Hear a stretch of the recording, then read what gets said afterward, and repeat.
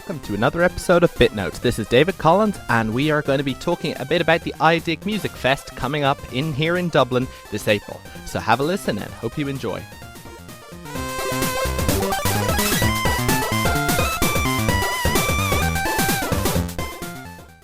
Hey again, everybody. Welcome to another episode of BitNote.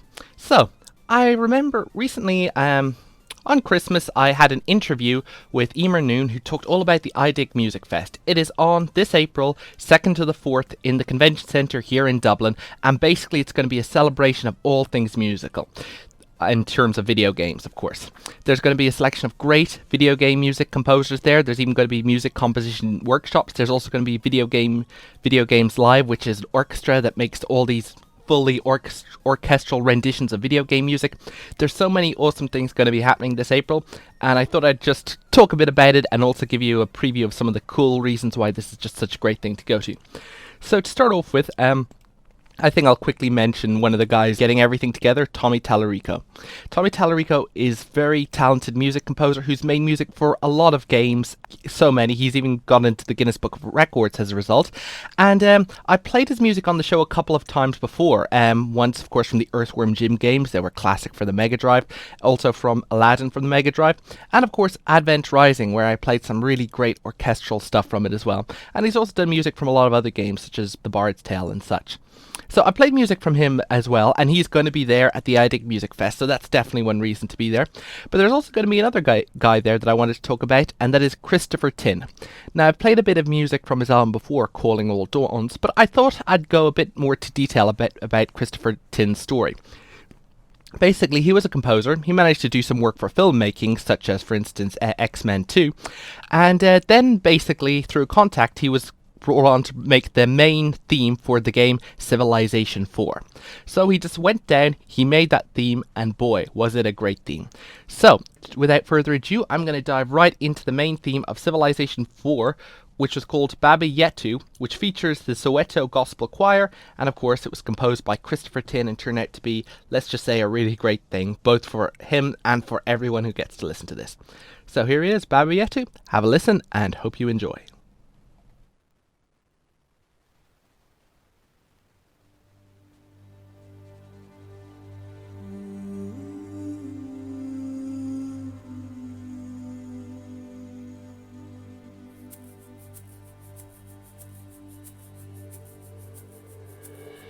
Baba yetu yetu liye mbinguni yetu yetu amina Baba yetu yetu liye jina lako litukuzwe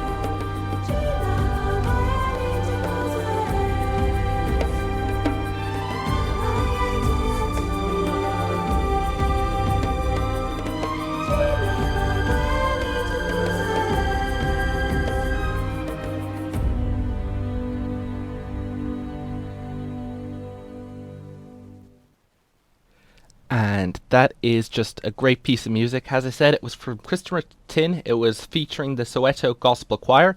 It was the main theme for Civilisation IV, which was developed by Firaxis Games. And of course, one other thing about it, the whole thing is in Swahili. Yes, Christopher Tin wanted to make a great theme for Civilization 4 and went with Swahili. Now, actually, this kind of leads on to something else. Basically, the track, the main theme, got such an extremely positive reception. So, Christopher Tin worked on it, and a few years later he came out with an album called Calling All Dawns, which featured that track as the first song in it. In fact, Calling All Dawns is actually quite an interesting track. It's basically a classical crossover thing, which is what I learned about it from Wikipedia, but still don't quite know what fully means, but I think it means, a lot of different styles. It's basically got every song in the album is in a different language. And yes, one of them is even in Irish, which is pretty nice. And essentially it's kind of meant to show the different movements of the day, morning, afternoon, evening, and nighttime. And what's more, it got nominated for a Grammy. And what's even more is it won 2 Grammys. The album itself won a Grammy for classical crossover, and the track I just played, Baby Yetu, won a Grammy for Best Music Composition. So this music composition that was made for Civilization 4 became the first bit of video game music ever to win a Grammy.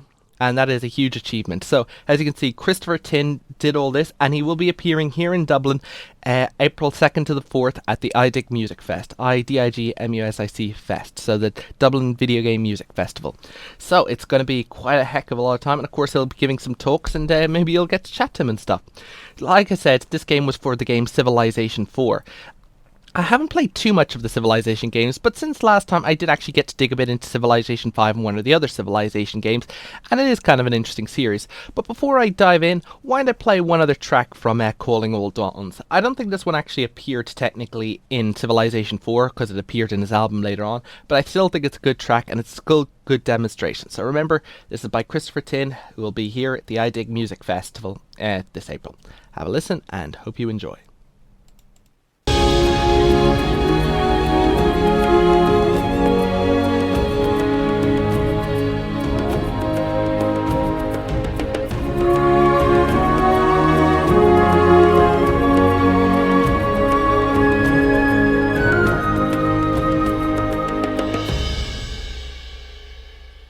خورشید کمند صبح بر بام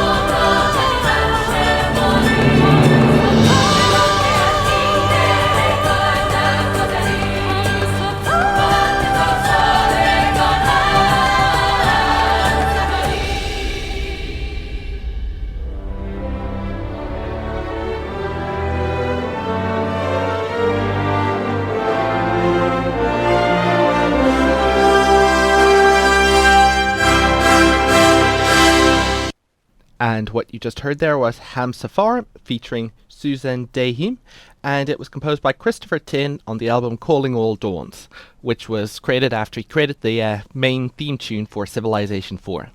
So the Civilization games, there's something I heard a lot about, but I didn't really quite plunge into until kind of recently, and I still haven't really played into it enough. You see, one thing I never quite got is that it's kind of like a board game, in the sense that, you know, you don't so much complete the board game as you win a game at a board game and then you have another board game.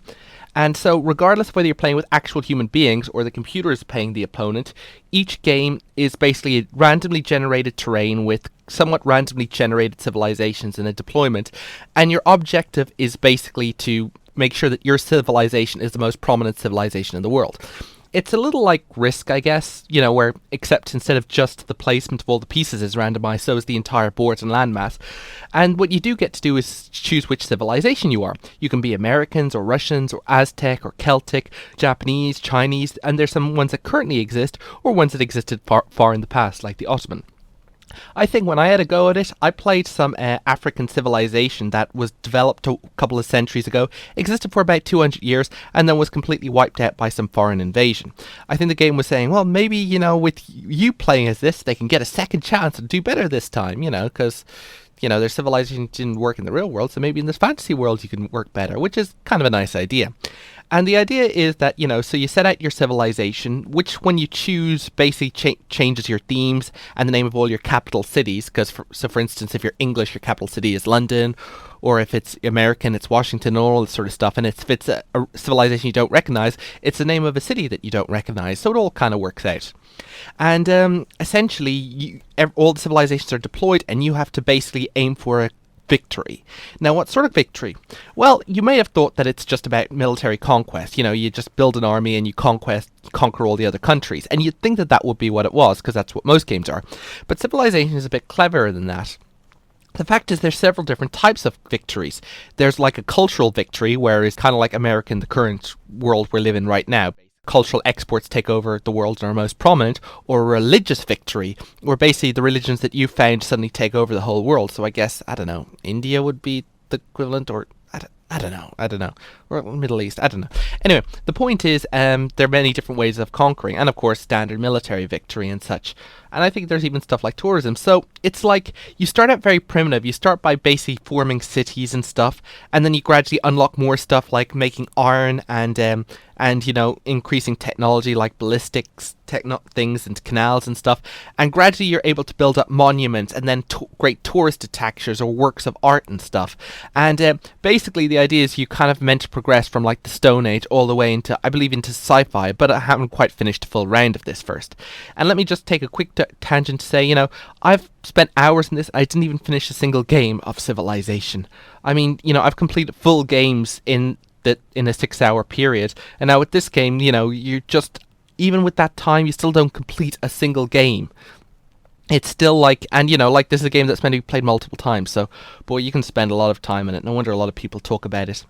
But as I said, as you develop, you can develop works of culture, and this is where things get kind of weird, because in the game engine there's like a list of great works of art you can make, or a list of great monuments you can build, and as you develop as a civilization, you get these completely independent of what original civilization you started out at. So for instance, you could be Celtic, you know, and you could have your city, you know, found all these different cities, one may call Dublin, and then you find out that great, you can make a great monument to celebrate your achievements, and so you build the pyramids of Giza. Or then you can have things like you're the Aztecs and they can make the Mona Lisa.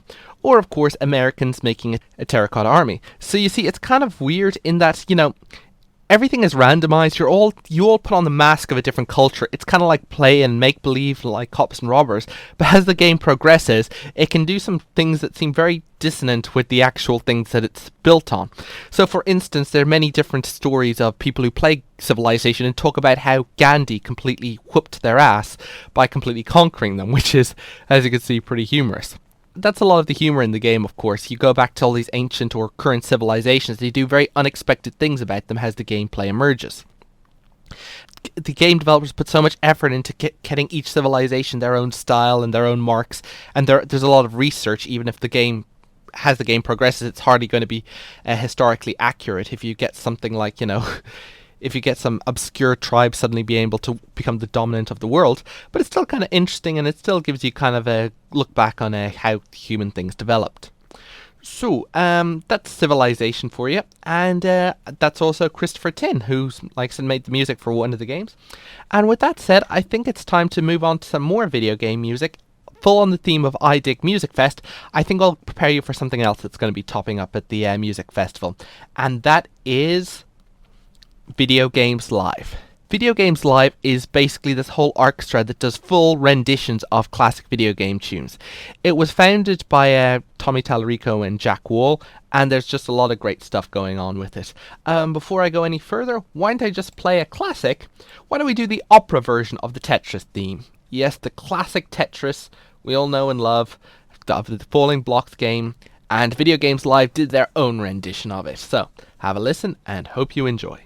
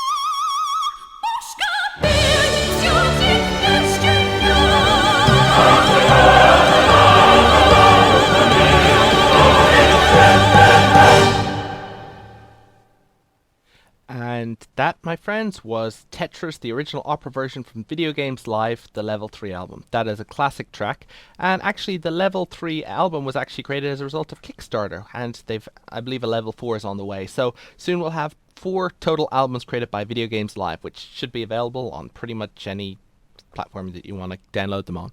So, Video Games Live, as you can see, they've created a lot of really great tunes, they've created a lot of fun stuff, and basically, like I said, Video Games Live will be available here in Dublin from the 2nd to the 4th of April in the Convention Centre for the iDIG Music Fest, or the video games music festival here in Dublin, and there's going to be a lot of great composers, including Tommy Tallarico, Emer Noon, who I interviewed, and as I said, Christopher Tin. And it's just going to be a lot of happening. There's going to be workshops as well where you can learn a bit about how to compose your own stuff, even if you know nothing about it. And you'll also be able to chat to some real video game music composers or hear them talk at various events. So it hopes to be a full thing, even a bit of cosplay involved if that's something that interests you. And it aims to be like a full on event. So I hope to see you there. I'll definitely be there. Feel free to chat. And I think I'll leave you now with the Zelda 25th Anniversary Overture Original, which is also by Video Games Live. I don't know exactly what their score sheet for what they'll be playing at this Video Game Music Fest will be, but this is still some great example of their work. So this has been David Collins at BitNote, playing some great video game music, and I'll be attending the Video Game Music Festival here in Dublin, and hope you do too. So, I'll leave you with Zelda 25th Anniversary Overture Original. Have a listen, and hope you enjoy.